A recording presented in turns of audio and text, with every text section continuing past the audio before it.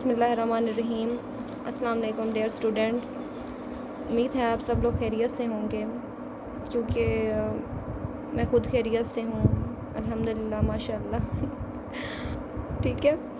और मेरी जो अम्मी है ना, वो कहती हैं बेटा जिंद सुख ते जहान सुख। ठीक है, तो इस सीक्रेट है, बताना नहीं है किसी को। मजाक कर रही थी। ठीक है, तो अच्छा बच्चों, हमने कल क्या पढ़ा था? ऑप्टिकल आइसोमर्स पढ़े थे। मैंने आपको बताया था उसमें पोलराइज़र क्या होते हैं, स्पेसिफिक रोटेशन क्या होती है। ठीक है, और पोलैरिमीटर के बारे में बताया था, और बताया था आपको कि अगर हमारे पास कोई कंपाउंड हमें दे दिया जाए तो हम किस तरह फाइंड करते हैं either it is optically active और नॉट। ठीक है, आपको याद होगा। और लास्ट में मैंने आप लोगों को एक बात बताई थी कि जो कंपाउंड हमारे पास ऑप्टिकली एक्टिव होते हैं, ठीक है, तो उसमें एक तो हमारे पास क्या होना चाहिए, डाइसिमेट्री। मैंने बताया था अनसिमेट्रिकल होने चाहिए। अनसिमेट्रिकल या डाइसिमेट्री एक ही कंसिडर करते हैं हम। और दूसरी बात हमारे पास थी कायरलिटी। ठीक है, जो ऑप्टिकली एक्टिव कंपाउंड्स होते हैं, एक तो उनमें क्या होनी चाहिए, डाइसिमेट्री होनी चाहिए, कायरलिटी होनी चाहिए। और जो तीसरी बात है वो आप ऐड कर लें इसमें, ठीक है, वो ये है कि वो हमारे पास non superimposable mirror images होने चाहिए।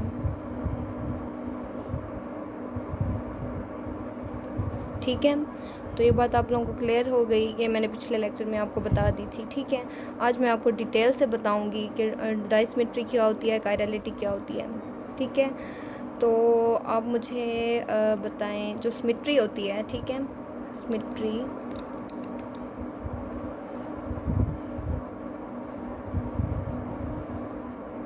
उसकी हमारे पास मेनली होती हैं 4 टाइप्स। कितनी होती हैं? 4 टाइप्स होती हैं सिमेट्री की। कौन कौन सी भला? एक हमारे पास है axial of symmetry, AOS, short form में AOS बोलते हैं। दूसरी है हमारे पास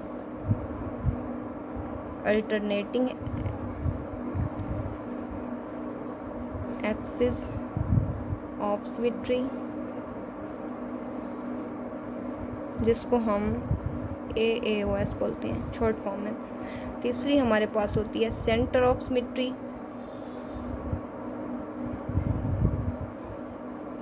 और चौथी होती है हमारे पास प्लेन ऑफ सिमेट्री।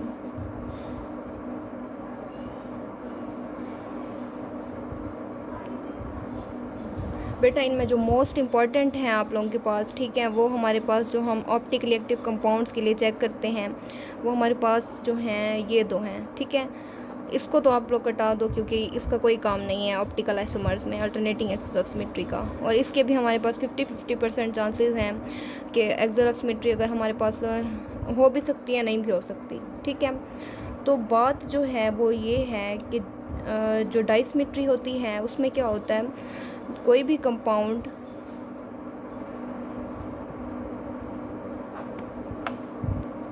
अगर हमारे पास कोई भी कंपाउंड ये दो सेंटर ऑफ सिमेट्री और प्लेन ऑफ सिमेट्री शो ना करे, तो इसका मतलब है वो कंपाउंड डायसिमेट्रिकल है। ठीक है, ना तो वो हमारे पास शो करे COS और ना ही वो शो करे POS, यानी ना ही वो सेंटर ऑफ सिमेट्री शो करे और ना ही वो क्या हमारे पास प्लेन ऑफ सिमेट्री शो करे, तो वो हमारे पास क्या होगा, डाइसिमेट्रिकल कंपाउंड होगा।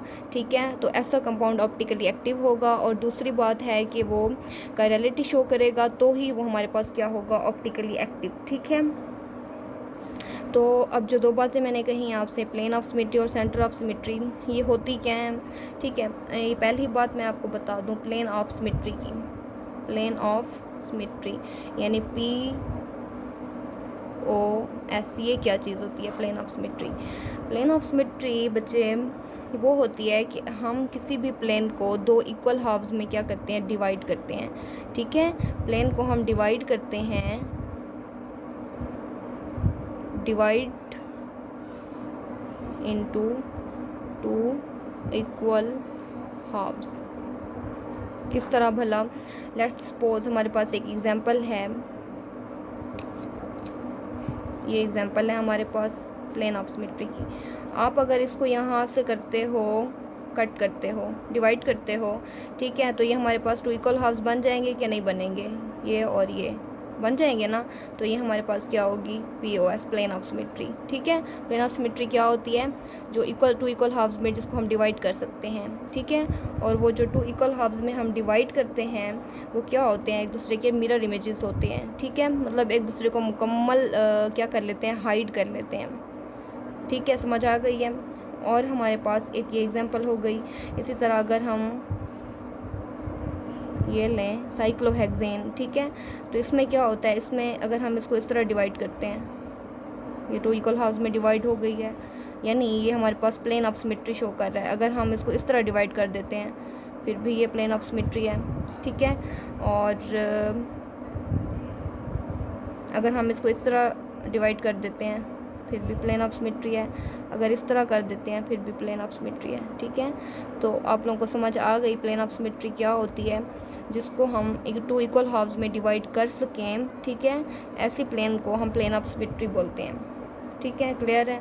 अगर आप इस तरह एक हम कोई बॉन्ड शॉन्ड बना देते हैं, इसको आप देखो यहाँ, अगर हम इसको इधर इस तरह डिवाइड कर लें तो ये टू इक्वल हाफ्स में डिवाइड हो गया है, तो ये क्या होगा? हमारे पास प्लेन ऑफ सिमेट्री शो कर रहा है, ठीक है बच्चे, ये क्लियर हो गया। इसी तरह मैं आपको एक और एग्जांपल देती हूँ। ये हमारे पास है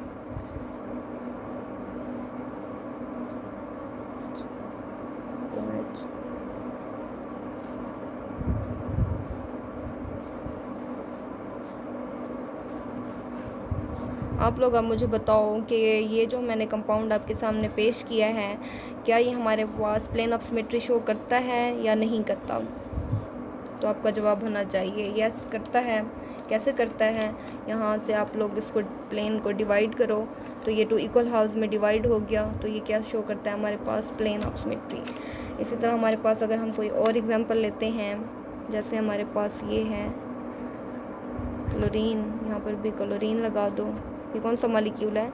1 2 3 4 1 4 डाइक्लोरो बेंजीन है, ठीक है। अगर आप इसको यहाँ से डिवाइड करते हो, टू इक्वल हाफ्स में डिवाइड हो जाएगा, तो ये हमारे पास क्या शो करता है? प्लेन ऑफ सिमेट्री, ठीक है। तो आपको प्लेन ऑफ सिमेट्री क्लियर हो गई, ठीक है।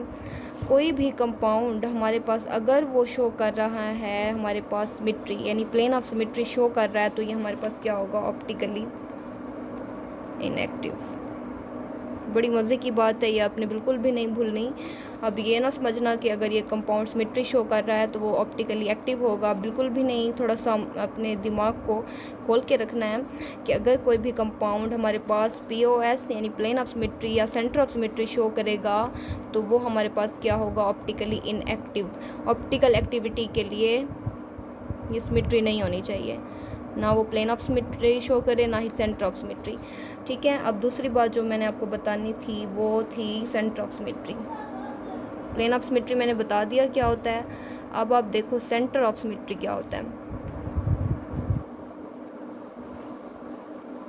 बच्चे, सेंटर ऑफ सिमेट्री वो होता है कि अगर हम एक लाइन ड्रा करते हैं सेंटर से, ठीक है, किसी भी कंपाउंड के हम सेंटर से एक लाइन ड्रा करते हैं, वो हमारे पास इक्वल इन डिस्टेंस होनी चाहिए और बट अपोजिट इन डायरेक्शन होनी चाहिए, ठीक है। Equal in distance, opposite in direction. कैसे? मैं आपको एक एग्जांपल देती हूँ, फिर से वहीं साइक्लोहेक्सेन की दे देते हैं। आप यहाँ से देखो, ठीक है, यहाँ से देखो, यहाँ अगर हमारे पास क्या होगा, यहाँ पर आप हाइड्रोजन लगा दो, ये hydrogen hydrogen hydrogen hydrogen hydrogen. अगर ये हमारे पास यहाँ पर हाइड्रोजन लगे हुए हैं, आप देखो यहाँ से ये लेकर यहाँ तक इसका डिस्टेंस इक्वल इन डिस्टेंस होना चाहिए, यहाँ से लेकर यहाँ तक और यहाँ से लेकर यहाँ तक। आप देखो कि ये डिस्टेंस यहाँ से लेकर यहाँ तक और यहाँ से लेकर यहाँ तक डिस्टेंस क्या है? इक्वल है, इक्वल डिस्टेंस है। लेकिन इनकी जो डायरेक्शन है वो क्या अपोजिट है। मतलब ये यहाँ से लेकर यहाँ तक हो रहा है, फिर हम अपोजिट साइड पे देखेंगे कि यहाँ से लेकर यहाँ तक भी आया, इसकी जो लेंथ है, जो डिस्टेंस है वो इक्वल है। हाँ, तो इक्वल है यहाँ से लेकर यहाँ तक और यहाँ से लेकर यहाँ तक। इस तरह आप यहाँ से लेकर यहाँ तक देखो, यहाँ से लेकर यहाँ तक।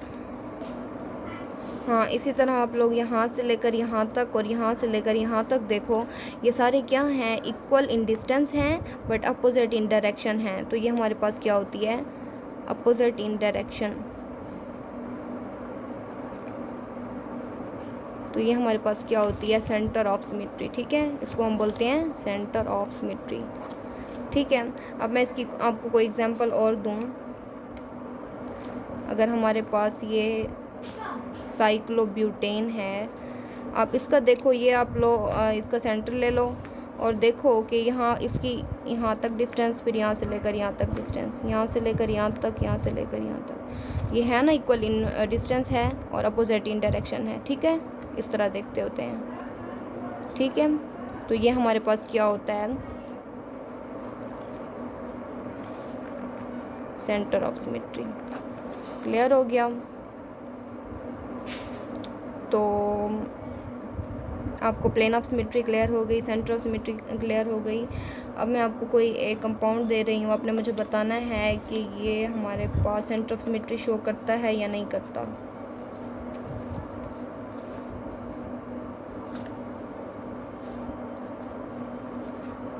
ये आपका कोई कंपाउंड मैंने दिया आपको, आप बताओ ये सेंटर ऑफ सिमेट्री शो करता है या नहीं करता। तो आपका आंसर होना चाहिए यस करता है। कैसे करता है, यहाँ से आप देखो, ये आप यहाँ से ऐसे जाओ और फिर अपोजिट जाओ। पहले इक्वल इन डिस्टेंस, पहले ये डिस्टेंस ट्रैवल करो यहाँ से यहाँ तक, फिर आप डिस्टेंस चेक करो अपोजिट डायरेक्शन में और देखो ये इक्वल इन डिस्टेंस हैं बट अपोजिट इन डायरेक्शन है। लेकिन बात क्या है कि हमारे पास यहाँ पर एटम सेम होने चाहिए। ठीक है, ये जैसे यहाँ पर ब्रोमीन है तो यहाँ पर भी ब्रोमीन होगा। ठीक है, और यहाँ पर हाइड्रोजन है तो यहाँ पर भी हाइड्रोजन होगा हमारे पास। जैसे ये जो एग्जांपल दी थी ये क्या थी, साइक्लोब्यूटेन की थी। यहाँ पर भी सारे हमारे पास CH2 लगे हुए हैं। ठीक है, तो ये भी किस तरह है हमारे पास, ये देखो यहाँ से लेकर यहाँ तक गए आप लोग CH2 था, यहाँ से अपोजिट डायरेक्शन में गए CH2 था। इस तरह यहाँ पर भी ऐसे होता है कि आप जो भी डिस्टेंस मूव कर रहे हो यहाँ पर एटम सेम होने चाहिए। ठीक है, जो डिस्टेंस है वो हमारे पास इक्वल है बट अपोजिट इन डायरेक्शन है। इस तरह ये वाले भी, तो ये हमारे पास क्या होगी, सेंटर ऑफ सिमेट्री होगी। ठीक है बच्चे, क्लियर होगी आप लोगों को। अगर इसी तरह मैं आपको कोई और कंपाउंड देती हूँ, C डबल बॉन्ड C, ये HH लगा दो आप लोग। ठीक है, अब बताओ ये हमारे पास सेंटर ऑफ सिमेट्री शो कर रहा है, एग्जैक्टली कर रहा है। यहाँ से लेकर यहाँ मूव करो, यहाँ मूव करो, यहाँ फिर यहाँ देखो, ये सारे हमारे पास डिस्टेंस सेम है। ठीक है, और ये हमारे पास क्या है, अपोजिट इन डायरेक्शन है। तो ये हमारे पास क्या शो करेगा, सेंटर ऑफ सिमेट्री। अब मुझे बताओ ये सेंटर ऑफ सिमेट्री जो कंपाउंड शो कर रहे हैं या ऊपर वाले कर रहे थे, प्लेन ऑफ सिमेट्री शो कर रहे थे, तो ये इसका क्या मतलब है, हमारे पास जो कंपाउंड है वो ऑप्टिकली क्या है, इनएक्टिव है। ठीक है, क्लियर है। अगर इन दोनों में से कोई भी आ जाए, ठीक है, प्लेन ऑफ सिमेट्री आ जाए या हमारे पास सेंटर ऑफ सिमेट्री आ जाए, किसी भी कंपाउंड में अगर हमारे पास एग्जिस्ट करती है प्लेन ऑफ सिमेट्री या सेंटर ऑफ सिमेट्री, तो वो कंपाउंड एग्जैक्टली ऑप्टिकली इनएक्टिव होगा। ठीक है, क्लियर हो गया। ये लास्ट लेक्चर में मैंने यही बात कही थी आप लोगों को, जो डाइसिमेट्री की कही थी कि डाइसिमेट्री क्या होनी चाहिए, हमारे पास लाजमी होनी चाहिए। डाइसिमेट्री का क्या मतलब है कि या वो ना तो हमारे पास compound plane of symmetry show करे और ना ही सेंटर ऑफ सिमेट्री शो करे, यानी डाइसिमेट्रिकल होगा तो हमारे पास वो कंपाउंड ऑप्टिकली एक्टिव होगा, अदरवाइज नॉट। ठीक है, अब बच्चों देखो सिमेट्री की बात क्लियर हो गई। ठीक है, आप लोगों को पता चल गया कि ऑप्टिकली एक्टिविटी किस तरह होती है और इनएक्टिविटी किस तरह होती है सिमेट्री के केस में। अब हमने जो दूसरी बात कही थी वो क्या थी, हमारे पास कायरलिटी थी। ठीक है, अगर किसी कंपाउंड में कायरलिटी है तो वो इसका मतलब है ऑप्टिकली एक्टिव है। ठीक है, लेकिन मैं आपको यहाँ पर एक बात क्लियर कर दूँ कि जो कायरलिटी है इसके 100% चांस नहीं है, नॉट 100% चांस कि अगर किसी कंपाउंड में कायरलिटी है तो वो ऑप्टिकली एक्टिव होगा। ठीक है। क्यों इसके चांस नहीं हैं? हम पहले तो हमने कहा है कि अगर वो कोई कंपाउंड कायरलिटी शो करता है तो इसका मतलब है वो ऑप्टिकली एक्टिव होगा। लेकिन अब मैं आपको कह रही हूँ कि इसके 100% चांस नहीं है कि ये अगर वो कंपाउंड कायरलिटी शो कर रहा है तो वो ऑप्टिकली एक्टिव होगा। इसकी क्या वजह है? इसकी ये वजह है कि हो सकता है वो कंपाउंड कायरलिटी हमारे पास शो कर रहा है लेकिन उसके अंदर सिमेट्री पाई जाती हो, या वो शो करे प्लेन ऑफ सिमेट्री या एक्सियल ऑफ सिमेट्री। तो ठीक है, अगर वो हमारे पास कोई सिमेट्री शो करेगा तो इसका मतलब है कायरलिटी का तो कोई फ़र्क ना हुआ उस पर। बच्चे देखें, अगर हमारे पास किसी भी कंपाउंड में कायरल सेंटर पाया जाता है, जैसे ये हमारे पास है फ्लोरीन है, क्लोरीन है, ब्रोमीन है, अगर किसी भी कंपाउंड में हमारे पास कायरल सेंटर पाया जाता है, ठीक है, तो वो हमारे पास क्या होगा? ऑप्टिकली एक्टिव होगा। ठीक है, आप देखें ये हमारे पास एक कार्बन है जो 4 डिफरेंट ग्रुप्स के साथ अटैच है। ठीक है, यहाँ हाइड्रोजन है, फ्लोरीन है, क्लोरीन है, ब्रोमीन है। जो ये हमारे पास कार्बन होता है, ऐसे कार्बन को हम कायरल कार्बन बोलते हैं। ठीक है, कायरल कार्बन कौन सा होता है? जो 4 डिफरेंट ग्रुप्स के साथ अटैच होता है। कार्बन की लेंथ 4 है ना, तो अगर जो चारों के चारों ग्रुप्स हैं वो हमारे पास अगर डिफरेंट होंगे तो ऐसा कार्बन हमारे पास क्या होगा? Chiral carbon. और ये हमारे पास जो सेंटर है इसको हम बोलते हैं कायरल सेंटर। क्या बोलते हैं? Chiral centre. ठीक है, अगर तो हमारा कंपाउंड कायरलिटी शो कर रहे हैं, उसके अंदर कायरल सेंटर प्रेजेंट है, ठीक है, कायरल सेंटर प्रेजेंट है, तो हमारे पास क्या होगा? ऑप्टिकली एक्टिव होगा। लेकिन ये कब होगा इस तरह? जब हमारे पास जस्ट एक ही का क्या हो? कायरल सेंटर हो। ठीक है, कायरल कार्बन जस्ट 1 हो, तो वहाँ पर हम श्योर हैं कि ये कंपाउंड ऑप्टिकली एक्टिव है। लेकिन जो हमारे पास दूसरा चांस है, जब मैंने कहा कि ये 100% चांस नहीं है, तो वो इसलिए कहा था क्योंकि अगर हमारे पास एक से ज़्यादा कायरल कार्बन आ जाते हैं तो हम जस्ट कायरलिटी को वहाँ पर नहीं देखते बल्कि हम वहाँ पर सिमेट्री को भी देखते हैं। फॉर एग्ज़ाम्पल, हमारे पास एक एग्ज़ाम्पल है COOH, COH, HCOH, HCOOH। ठीक है, अब यहाँ पर देखें, ये जो हमारे पास कार्बन है, ये कायरल कार्बन है, ये कायरल सेंटर है, ये भी कायरल सेंटर है। किस तरह? ये 4 डिफरेंट ग्रुप्स के साथ अटैच है। ये कार्बन है, यहाँ पर कार्बन के साथ अटैच है, OH के साथ, H के साथ, COOH के साथ। ठीक है, एक कायरल कार्बन ये हो गया। अब यहाँ पर भी देखें, इस कार्बन को ऊपर ये कार्बन के साथ अटैच है, इधर हाइड्रोजन, इधर OH और इधर COOH के साथ है। मतलब यहाँ पर हमारे पास 2 कायरल कार्बन एग्जिस्ट करते हैं। कितने कायरल कार्बन है हमारे पास? 2 कायरल कार्बन एग्जिस्ट करते हैं। तो यहाँ पर इस केस में हम सिर्फ कायरलिटी को नहीं देखेंगे। अब अगर यहाँ पर 2 कायरल कार्बन है तो हमारे पास ये क्या होना चाहिए? कंपाउंड ऑप्टिकली एक्टिव होना चाहिए, ऑप्टिकली एक्टिव होना चाहिए। बट अनफॉर्चुनेटली बेटा, ये हमारे पास ऑप्टिकली एक्टिव नहीं है, ये ऑप्टिकली इनएक्टिव है। इसकी वजह क्या है? क्योंकि ये सिमेट्री शो कर रहा है। कौन सी सिमेट्री भला? यहाँ से आप इसको देखो कट करके, तो ये क्या है हमारे पास? कौन सी सिमेट्री शो कर रहा है? 2 इक्वल हाफ्स में डिवाइड हो गया। कौन सी सिमेट्री होती है? Plane of symmetry. क्लियर है? प्लेन ऑफ सिमेट्री ये शो कर रहा है, तो इसका मतलब है ये क्या होगा? ऑप्टिकली इनएक्टिव होगा। ठीक है बच्चे, ऑप्टिकली इनएक्टिव होगा। हालांकि इसमें तो कायरल सेंटर प्रेजेंट है, इसको ऑप्टिकली एक्टिव होना चाहिए, लेकिन ये ऑप्टिकली एक्टिव नहीं है बल्कि ऑप्टिकली इनएक्टिव है। तो इसकी क्या वजह है? क्योंकि ये हमारे पास सिमेट्री शो कर रहा है।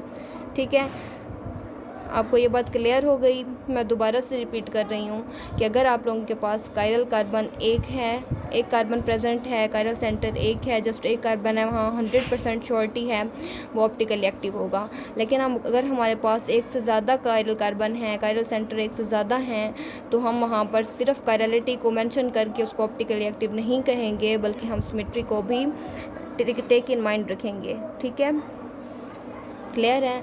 होप वेल कि आप सबको ये ठीक समझ आ गया होगा। तो मैं आपको ऐसे 2-3 कोई एग्जांपल लिखवा रही हूँ, आप लोग मुझे बताना कि ये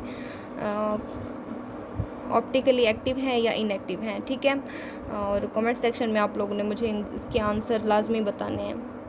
वो कंपाउंड के नाम मैं यहाँ लिख देती हूँ। ये आपकी हमारे पास क्या है क्वेश्चंस 4 मैं आपको दे रही हूँ, ये आपकी असाइनमेंट है। आप लोगों ने मुझे लाजमी बताना है कि ये कंपाउंड ऑप्टिकली एक्टिव हैं या नहीं हैं। ऑप्टिकल एक्टिव हैं या ऑप्टिकल इनएक्टिव हैं। ठीक है, ये आप लोगों ने मुझे लाजमी बताना है।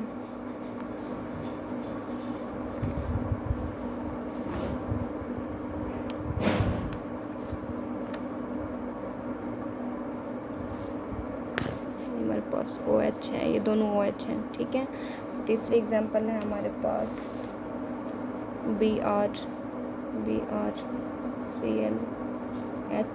और फोर्थ एग्जांपल है